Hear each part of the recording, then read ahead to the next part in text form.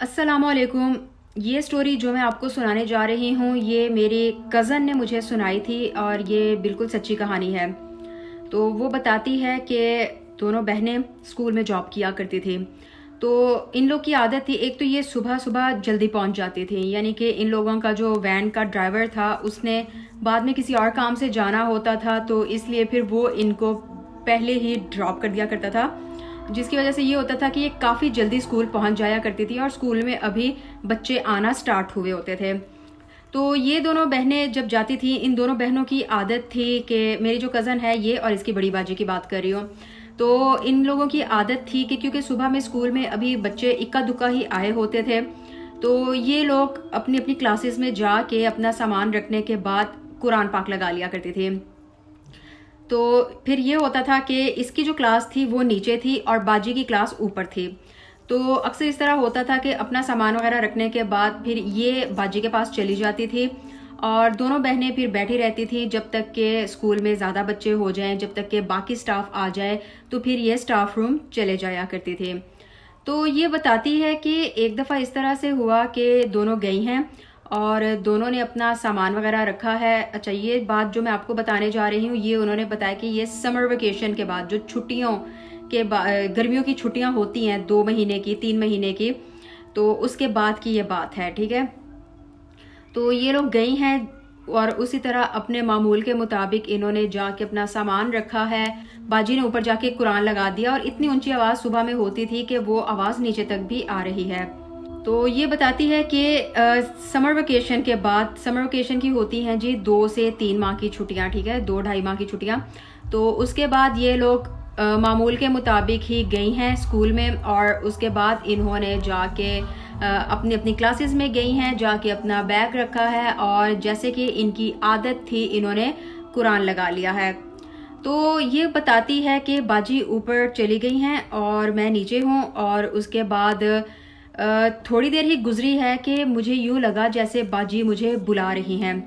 تو کہتی کہ میں نے جلدی جلدی قرآن پاک کو بند کیا ہے کیونکہ اس کو یہ تھا کہ اگر قرآن ایسے ہی چلتا رہ گیا اور میں اوپر جا کے باجی کے پاس بیٹھ گئی تو یہ بھی اچھی بات نہیں ہے کہ قرآن پاک کو سننے والا کوئی نہیں ہے اور اس کو ہم لوگوں نے چلایا ہوا ہے.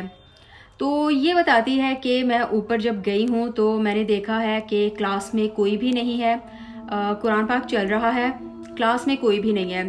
تو کہتی میں بڑی حیران ہوئی کہ ابھی تو باجی نے مجھے آواز دی ہے تو باجی کہاں چلی گئی ہیں. تو اتنے میں اس کی نظر واش روم کی طرف پڑتی ہے اور باجی وہاں سے باہر آتی ہیں.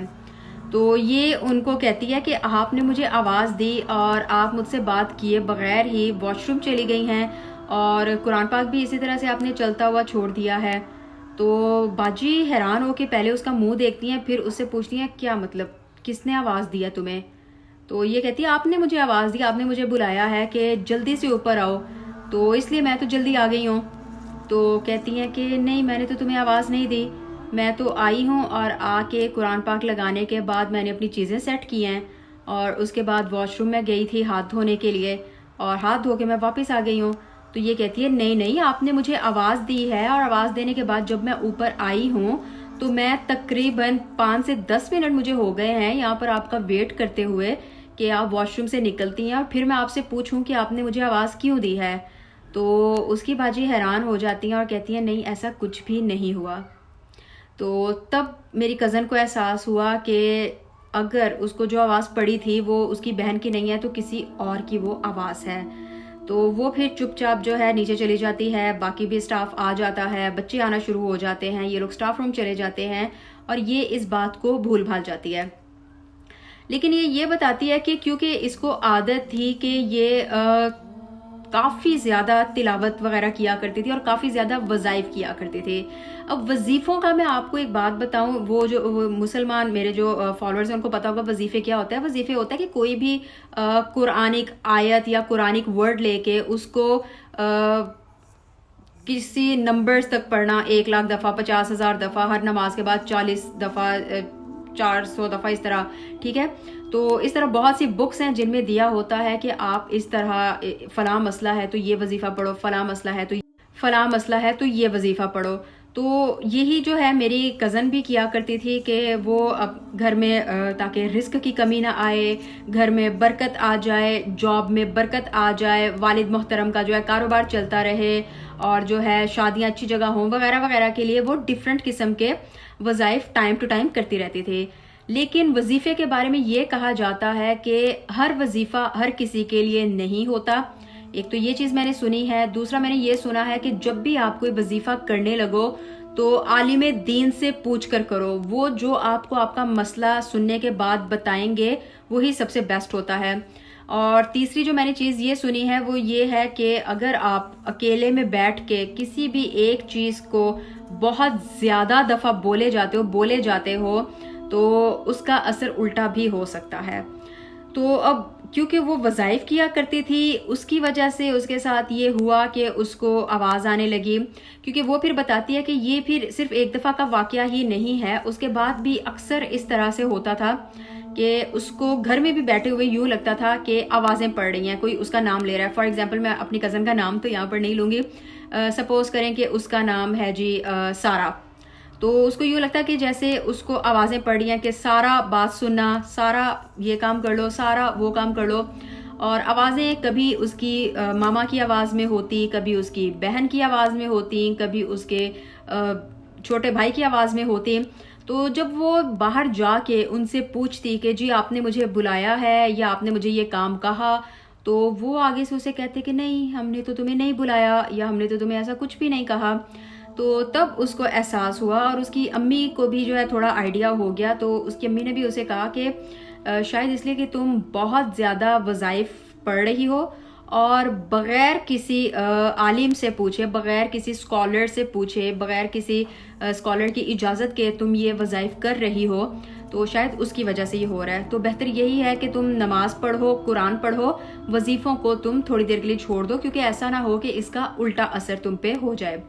تو پھر جو ہے سارا بتاتی ہے مجھے، کہتی کہ یار اس کے بعد پھر یہ ہوا کہ میں نے وظائف کرنا چھوڑ دیے. میں قرآن پاک ہی پڑھتی تھی، نماز کی میں پابند تھی پہلے سے ہی. تو بس میں نماز اور قرآن میں نے شروع کیا تو اس کے بعد ان چیزوں میں کافی حد تک کمی آ گئی. ورنہ وہ بتاتی ہے کہ وہ درمیان میں اتنی پریشان ہو گئی تھی کہ اس کو ہر وقت اپنے نام کی آوازیں پڑ رہی ہوتی تھیں، سارا یہ سارا وہ، سارا بات سننا، سارا ادھر آؤ. اور جب جا کے دیکھتی تھی کوئی بھی نہیں ہوتا تھا جو اسے بلا رہا ہوتا تھا، تو وہ کافی پریشان رہنے لگی اس چیز سے.